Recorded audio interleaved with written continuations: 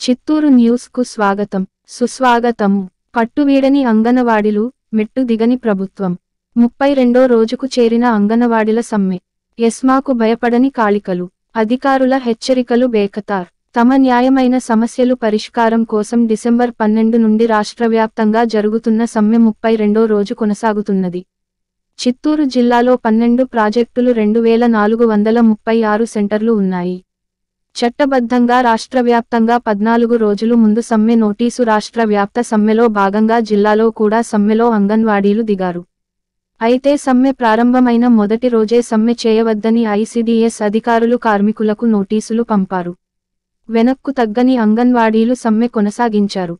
4 రోజుల తర్వాత సెంటర్ తాళాలు పగలగొట్టి విధ్వంసకరమైన విధానాన్ని రాష్ట్ర వ్యాప్తంగా అమలు చేశారు. రాష్ట్రంలో ఎక్కడా లేని విధంగా చిత్తూరు జిల్లాలో అధికారులు ఇష్టారాజ్యంగా వ్యవహరిస్తూ అంగన్వాడీ సెంటర్ల తాళాలు పగలగొట్టే పని చేయించారు. దొంగల అర్ధరాత్రి గ్రామాల్లో ప్రజలు భయభ్రాంతులకు ఏ విధంగా తాళాలు పగలగొట్టారు. అంగన్వాడీల సేవలు పొందుతున్న తల్లులు ప్రజలు సెంటర్లు బాడుగులకు ఇచ్చిన ఇంటి యజమానులు ఈ దుర్మార్గంగాన్ని ప్రతిఘటించడంతో అలాంటి ఆదేశాలు మేము ఇవ్వలేదని ప్రభుత్వ పెద్దలు బుకాయించారు. ఈ సందర్భంగా మంత్రి బొత్స సత్యనారాయణ మేము తాళాలు పగలగొట్టమని చెప్పలేదని ప్రకటించాల్సి వచ్చింది. సచివాలయ సిబ్బంది ద్వారా సెంటర్ నడపాలని చూస్తూ చర్చలు పేరుతో దౌర్జన్యాలు దిగుతున్నారు. మీ కష్టం గొప్పదంటూనే వేతనాలు తప్ప మిగిలిన వాటిని మాట్లాడుకుందామని చర్చలకు మోకాలు అడ్డు వేశారు. తెలంగాణ కంటే 1000 రూపాయలు ఎక్కువ ఇస్తామన్న ముఖ్యమంత్రి హామీ గురించి మాట్లాడం లేదు. సమ్మె చేస్తుంటే వేతనాల తప్ప అంటే చర్చలకు అర్థం ఏముంది? ముఖ్యమంత్రి స్పందించడం లేదు. కాబట్టి మంత్రులు ఎమ్మెల్యేలకు చెప్పుకుందామని వాళ్లు ఇల్లు దగ్గరికి వెళ్తుంటే పోలీసులు ద్వారా అడ్డుకునే ప్రయత్నాలు చేశారు. జిల్లాలో అన్ని చోట్ల ఎమ్మెల్యేలు ఇంటి వద్ద ఆందోళన కార్యక్రమాలు చేసిన పరిస్థితి ఉంది. మహిళలను అడ్డుకుంటే జరిగే పరిణామాలు ఊహించి వెనక్కు తగ్గారు. సమ్మె శిబిరాల దగ్గర పోలీసులు మోహరించి కవ్వింపు చర్యలకు పాల్పడుతున్నారు. జనవరి 5 లోపు వీధుల్లో చేరకపోతే తొలగిస్తామని అని హెచ్చరించారు. అధికారులు ప్రతిరోజు మెసేజ్ల ద్వారా భయపెడుతూనే ఉన్నారు. చిత్తూరు జిల్లాలో రాష్ట్రంలో ఎక్కడలేని విధంగా భయాందోళన గురిచేస్తున్నారు.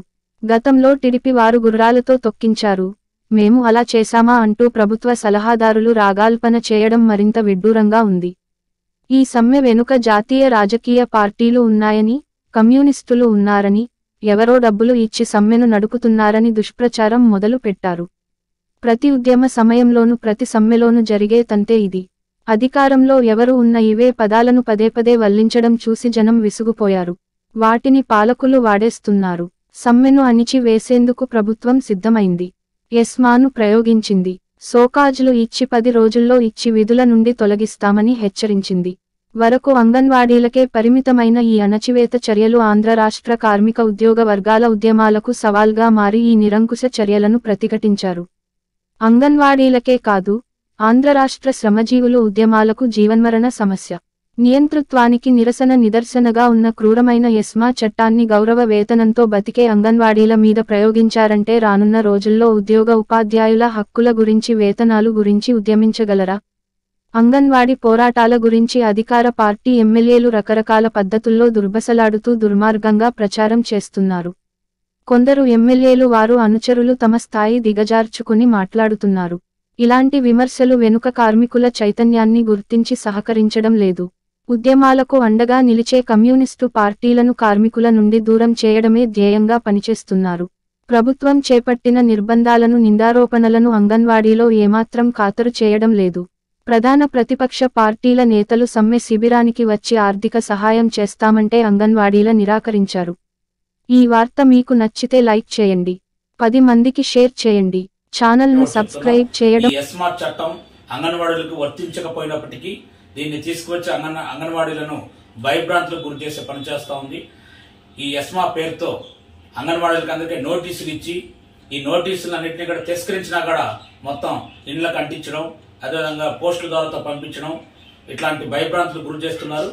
అదేవిధంగా అధికారులు జిల్లా పీడీ దగ్గర నుంచి సిడిపిఓలు, సూపర్వైజర్లు ఈ నోటీసుల పేరుతో అంగన్వాడీలను భయపెట్టే పని చేస్తున్నారు.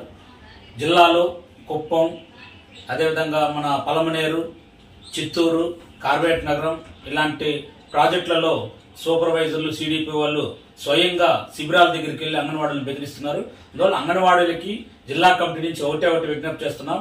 ఈ నోటీసుల ద్వారాతోనో లేకపోతే ఎస్మా పేరుతోనో లేకపోతే ఏది ప్రభుత్వం పెట్టినా అది అంగన్వాడీలు భయపడాల్సిన అవసరం లేదని చెప్పి న్యాయ సలహాలు ఇప్పటికే న్యాయవాదులందరూ కూడా ఇప్పటికే చెప్తున్నారు. హైకోర్టు జడ్జీలు, అదేవిధంగా సుప్రీంకోర్టు జడ్జీలు, లాయర్లందరూ కూడా ఈ అంగన్వాడీల పోరాటాన్ని సమర్థిస్తున్నారు. అందువల్ల ఈ నోటీసులకు కూడా భయపడిన అవసరం లేదని చెప్పి స్పష్టంగా చెప్తున్నారు. అందువల్ల అంగన్వాడీలు ఎవరు భయపడకుండా మన సమ్మె విజయవంతం అయ్యేంత వరకు, మన సమస్యలు పరిష్కారం చేసుకునేంత వరకు ఈ పోరాటంలో భాగస్వాములు కావాలని చెప్పి, కొన్ని చోట్ల ఈ నోటీసులతో మేము తిరిగి వెళ్ళిపోతామని చెప్పి అధికారులు భయపెడుతున్న భయానికి భయపడి వెళ్ళిపోతున్నామని చెప్పి కొంతమంది అక్కడక్కడ లొంగిపోతున్న పరిస్థితి చూస్తున్నాం. అలాంటి లొంగకుండా ఈ నోటీసులకి రాష్ట్ర కమిటీనే సమాధానం ఒకటి రెండు రోజుల్లో వస్తుంది. ఆ వచ్చిన తర్వాత వివరణ అందరూ కూడా రాసి ఇవ్వడానికి మీరందరూ కూడా రాసి ఇవ్వచ్చు. అందువల్ల మీరెవరూ కూడా ఆందోళన పడవద్దని చెప్పి మరొక్కసారి అంగన్వాడీలకు అందరికీ కూడా విజ్ఞప్తి చేస్తున్నాం.